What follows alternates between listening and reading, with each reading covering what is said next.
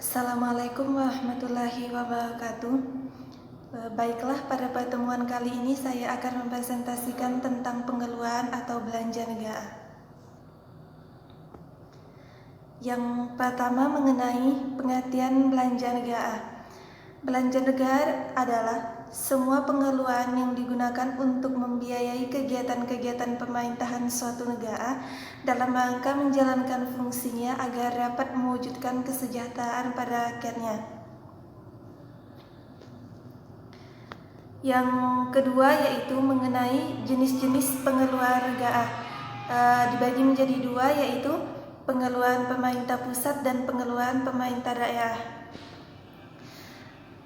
Belanja pemerintah pusat yaitu belanja pegawai, belanja barang, belanja modal, pembayaran utang dalam dan luar negeri, subsidi BBM dan subsidi non-BBM, bantuan hibah dan bantuan sosial. Yang kedua yaitu mengenai belanja pemerintah daerah, dana perimbangan yaitu dana alokasi umum, dana alokasi khusus, dan dana bagi hasil. Yang kedua, dana otonomi khusus dan penyesuaian.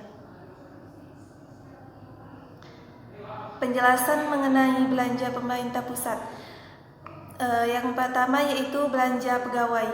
Belanja pegawai adalah pengeluaran pemerintah untuk membayar gaji pegawai negeri, pensiunan, tunjangan, dan biaya perjalanan pegawai.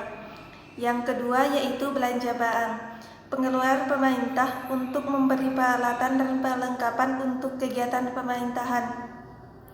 Yang ketiga, bunga dan cicilan utang untuk membayar bunga serta pinjaman pokok.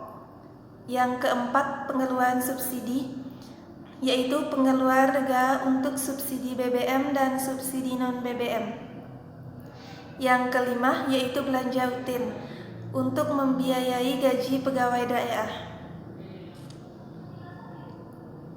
Selanjutnya yaitu penjelasan mengenai belanja pemerintah daerah. Yang pertama itu dana alokasi umum. Dana alokasi umum adalah bantuan umum yang digunakan sesuai dengan prioritas pembangunan daerah dengan pengawasan pemerintah pusat.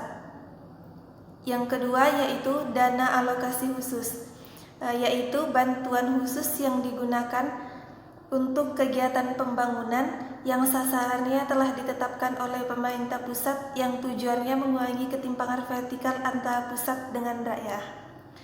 Dan yang ketiga, mengenai dana perimbangan, yaitu dana yang dialokasikan untuk membiayai kebutuhan daerah dalam rangka pelaksanaan desentralisasi. Selanjutnya yaitu mengenai asas pengelolaan keuangan negara. Asas pengelolaan keuangan negara ada 4. Yang pertama yaitu asas kesatuan. Menghendaki agar semua pendapatan dan belanja negara disajikan dalam satu dokumen anggaran. Yang kedua yaitu asas universalitas. Mengharuskan agar setiap transaksi keuangan ditampilkan secara utuh dalam dokumen anggaran. Yang ketiga yaitu asas tahunan, membatasi masa berlakunya anggaran untuk 1 tahun tertentu. Kemudian yang keempat yaitu asas spesialitas, mewajibkan agar kredit anggaran yang disediakan terinci secara jelas digunakan untuk apa. Demikianlah yang dapat saya sampaikan, lebih dan kurang saya mohon maaf.